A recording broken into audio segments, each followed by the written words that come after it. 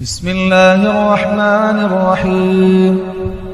لم يكن الذين كفروا من أهل الكتاب والمشركين منفكين حتى تأتيهم البينة، رسول من الله يتلو صحفا مطهرة فيها كتب قيمة، وما تفرق الذين أوتوا الكتاب إلا من بعد ما جاءتهم البينة، وما أمروا إلا ليعبدوا الله مخلصين له الدين حنفاء ويقيموا الصلاة ويؤتوا الزكاة وذلك دين القيمة.